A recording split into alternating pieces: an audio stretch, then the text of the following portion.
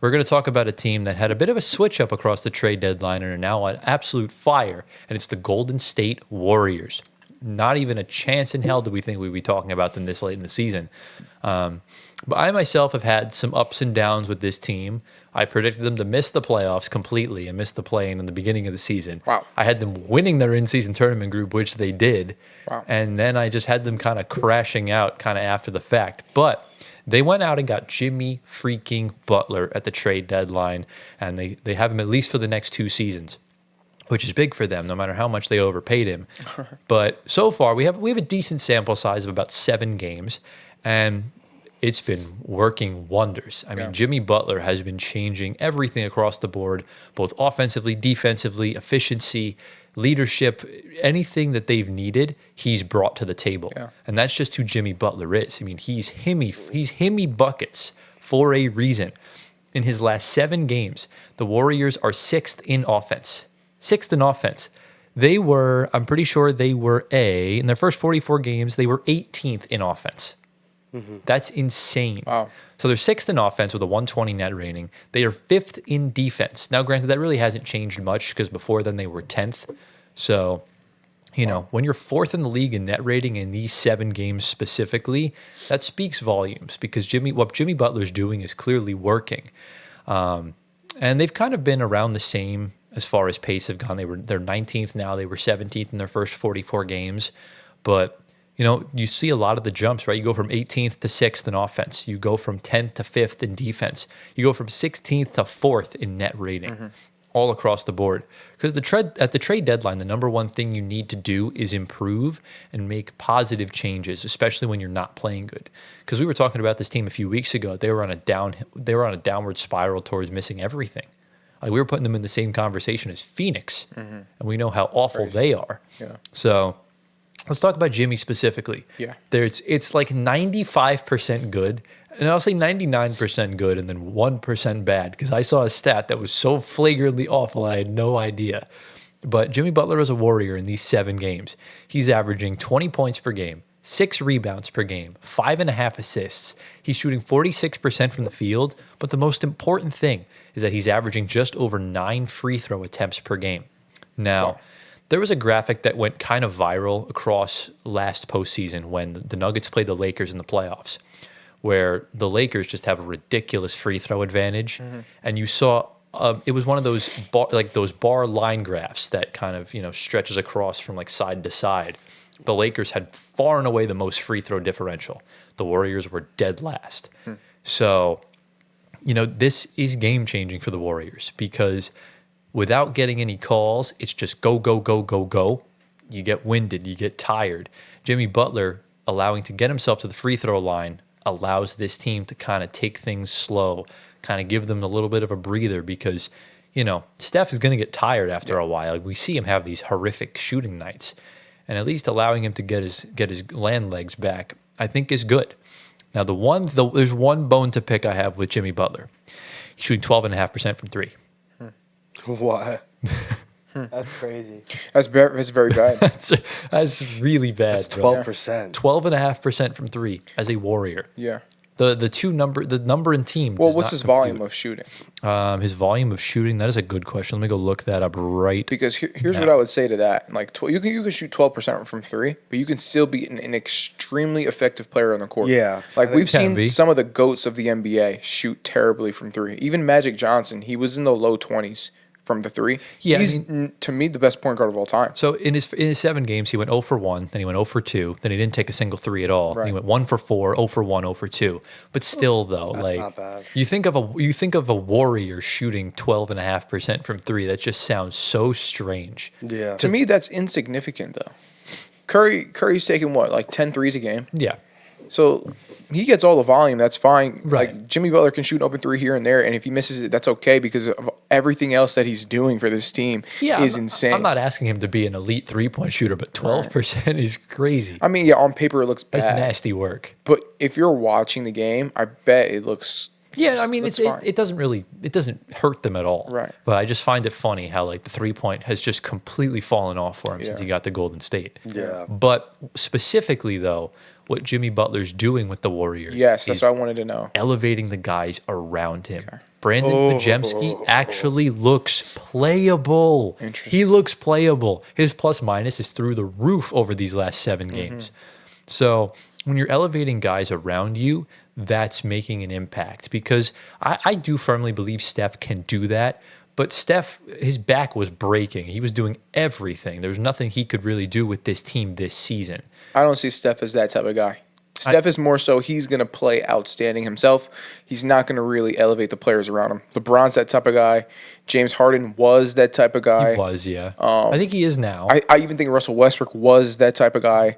But Curry, he's going to get his points regardless of who's guarding him. I don't think he necessarily elevates at the level of LeBron or Jokic Right. or them, but he can elevate. But you look at this roster before the whole change up, like what do you want him to do realistically? Yeah. Like the roster was garbage. Yeah. Like it wasn't good at all. Well, listen, that was my biggest thing. I said that they need to get rid of this dead weight. Wiggins, dead weight. Ship him to Miami. Schroeder, unfortunately, didn't work out. Nope. Ship him out. Yep. Kyle Anderson, ship him out. Been bad. D'Anthony Melton, unfortunate. Ship out. Now you bring in Jimmy, and Moses Moody gets more minutes. Love Moses Moody. Yeah, he's a good player. I think he's one of the most underrated players. So what I have on the Warriors is Steph, Pods, Jimmy, Moses, Draymond equals Anthony's small ball lineup. W lineup. What does that mean? Small ball. Oh, Anthony Small Ball. Yeah, my small ball lineup. Yeah, because I mean he's obviously a lot shorter than Yeah, that's most why I people. love these teams. Yeah. And then you have Buddy 6-man year, Quentin Post equals W, Yeah. and Kaminga 2 question marks. That's the craziest part about this whole thing. What's going on? They still don't have Kaminga yet. He still has to come back. So you add that, bro. Jimmy Kaminga minutes would be amazing. Whoa. Yeah, Kaminga would step I in. didn't even think of that. This Yeah. team looks so much more like, yes, depth is a plus, but now that deadweight is gone, the team looks just so much more nicer to read with the guys' names. Like Moody was getting bench minutes, but should be starting. Pods, same thing, should not be getting bench minutes, should be starting. No, I mean, in all fairness to Pods, I mean, he should not have seen the floor up Well, until like last yeah. Saturday. He's playing terribly. Yeah. Yeah, but that's a rookie that they need to get better. Kaminga, of course, Sure. Jimmy's stepping in. Draymond's taking that small ball 5 position Yeah. right now. Yeah, I mean, they're kind of I mean- rotating it between Trace Jackson Davis, Looney, Draymond's every now and then you have Quentin Post. So the Warriors do have they have a variety of lineups they can play. It's just a matter of which one suits what matchup. Right. Let me pose a question to you both. Okay. Yeah. So, Tyler, you mentioned that Jimmy Butler is elevating the play of his teammates. So, let me ask you guys, what is it specifically about Jimmy that elevates everyone around him? Is it his leadership in the locker room, or is it just his play style on the court that empowers people to be better? What is it about Jimmy specifically that helps him to elevate players around him? I think it's both. And Jimmy's one of the rare few players that it's both. Because, I feel like there's some, I think it was Austin Reeves had an interview the other day. And we'll talk more about the Lakers in a bit, but he was talking his first year in the league. LeBron was on his ass about everything. He was just griping at him, nitpicking every single thing. And he was getting pissed. And he went to Phil Handy, who was the Lakers assistant coach at the time.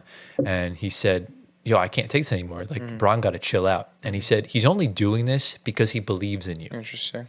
And that is what we saw from day in and day out with Jimmy Butler's entire career.